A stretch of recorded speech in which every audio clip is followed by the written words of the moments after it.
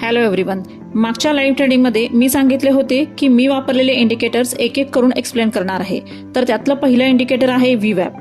आज आपण बघणार आहोत VWAP कसं काम करतो आणि इंट्राडे मध्ये आपण ते कसं यूज करू शकतो. चला तर मग जाणून घेऊया VWAP बद्दल. VWAP चा फुल फॉर्म आहे व्हॉल्यूम वेटेड ॲव्हरेज प्राइस.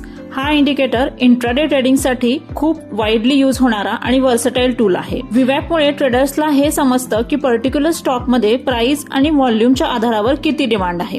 म्हणजेच ज्या प्राइसवर जास्त ट्रेडिंग झालं आहे त्या प्राइसला VWAP जास्त इम्पॉर्टन्स देतो आणि त्यामुळे आपल्याला स्टॉकची रिअल व्हॅल्यू समजण्यासाठी मदत होते. आता आपण VWAP बद्दल काही इम्पॉर्टंट गोष्टी समजून घेऊया. VWAP आणि मुव्हिंग एव्हरेज या दोन्हीतला एक डिफरन्स समजून घेऊया, ज्याच्यामुळे आपल्याला लक्षात येईल की VWAP इतकं पॉवरफुल का आहे. जर चार्टवर बघाल तर दोन्ही लाईन्स सेम डिरेक्शन मध्ये काही वेळा जाताना दिसतात. या दोन्हीमध्ये एक मेन डिफरन्स आहे. मुव्हिंग एव्हरेज हा फक्त टाइमवर बेस्ड एव्हरेज प्राइस असतो, म्हणजे तो फक्त प्राइस कन्सिडर करतो आणि VWAP मध्ये प्राइस सोबत व्हॉल्यूम पण कन्सिडर केला जातो. म्हणजे ज्या प्राइसवर जास्त ट्रेडिंग झालेला आहे त्या प्राइसला VWAP जास्त इम्पॉर्टन्स देतो. आणि एक गोष्ट लक्षात ठेवा, स्मार्ट ट्रेडर कायम व्हॉल्यूमला इम्पॉर्टन्स देत असतो आणि ह्या कारणासाठीच VWAP हे जास्त पॉवरफुल इंडिकेटर आहे.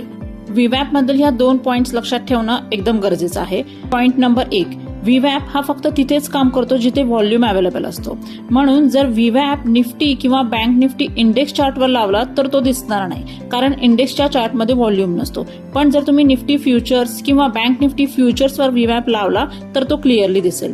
म्हणजे एक सिंपल रूल आहे, जिथे व्हॉल्यूम आहे तिथेच VWAP काम करतो. आणि पॉइंट नंबर 2, VWAP हा फक्त आणि फक्त इंट्राडे ट्रेडिंग साठी यूज केला जातो. जर तुम्ही तो डेली चार्टवर लावला तो क्लिअर दिसत नाही आणि प्रॉपर सिग्नल्स पण देत नाही. म्हणून कायम लक्षात ठेवा, VWAP हे फक्त इंट्राडे ट्रेडिंग साठीच आहे. स्विंग किंवा पोझिशनल ट्रेडिंग साठी हे यूज करू नका.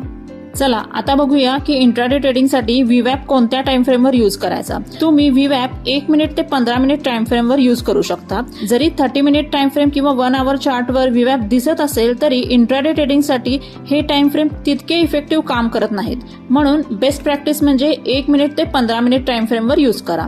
यामधून पण 5 मिनिट ते 15 मिनिट टाइम फ्रेम हे VWAP साठी सगळ्यात बेस्ट मानले जातात, कारण या टाइम फ्रेम मध्ये तुम्हाला क्लिअर एंट्रीज मिळतात, नॉईज कमी असतो आणि बेटर ट्रेड अपॉर्च्युनिटीज मिळतात. त्यामुळे VWAP साठी 5 मिनिट आणि 15 मिनिट टाइम फ्रेम हा इंट्राडे मध्ये बेस्ट कॉम्बो आहे. आता VWAP आणि ट्रेंड याची कन्सेप्ट समजून घेऊया.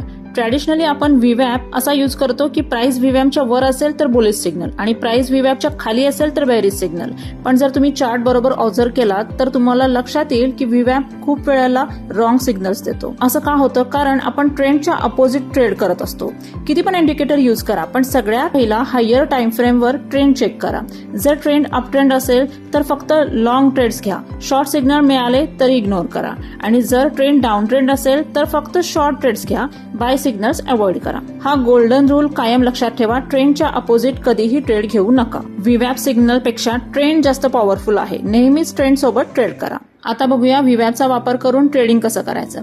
हा चार्ट आहे MNMचा 5 मिनिटाचा कॅन्डलस्टिक चार्ट. तुम्ही सुरुवातीला बघू शकताय प्राइस VWAPच्या वरती ट्रेड करत आहे. त्यानंतर रिट्रेस होऊन थोड्या वेळाने म्हणजे 12:05 आपल्याला एक बुलिश कॅन्डल दिसलेली आहे. त्याच्या पुढचीच म्हणजे 12:10 कॅन्डल ही 12:05 कॅन्डलच्या हायच्या वरती क्लोज झालेली आहे. म्हणून आपण तिथे एंट्री घेत आहोत आणि त्यानंतर आपलं टार्गेट असेल पुढचा रेजिस्टन्स म्हणजे R2. ते कम्प्लीट होताना आपल्याला इथे स्पष्ट दिसत आहे. चार्ट जर नीट बघितला तर थोड्या बुलिश कॅन्डल आधी पण झालेल्या आहेत, पण कन्फर्मेशन कॅन्डल नसल्यामुळे आपण आधी ट्रेड घेतलेला नाही. पण हेच 12:10 कॅन्डलमध्ये कन्फर्मेशन मिळालेलं आहे म्हणून आपण ट्रेड घेतलेला आहे. तो ही होती बाय एंट्री. आता बघूया सेलचं एक्झाम्पल. हा सुद्धा MNMचाच 5 मिनिटाचा कॅन्डलस्टिक चार्ट आहे. यामध्ये प्राइस VWAPच्या खाली ट्रेड करत आहे, म्हणजे मार्केट बेरिश आहे. पण थोड्या वेळाने प्राइस वर आलेला आहे, VWAPला टच पण केलेला आहे आणि त्यानंतर रिजेक्शन आलेलं आहे आणि एक बेरिश कॅन्डल तयार झालेली आहे. त्याच्यानंतर जी कॅन्डल तयार झालेली आहे तिथे आपल्याला मिळालं कन्फर्मेशन आणि आपण तिथे घेऊ शकतो सेल एंट्री. आणि ती कॅन्डल आहे 11 वाजताची. यामध्ये आपलं टार्गेट असेल जवळचा सपोर्ट. या दोन्ही एंट्रीज मध्ये स्टॉप लॉस लावायला अजिबात विसरायचं नाहीये.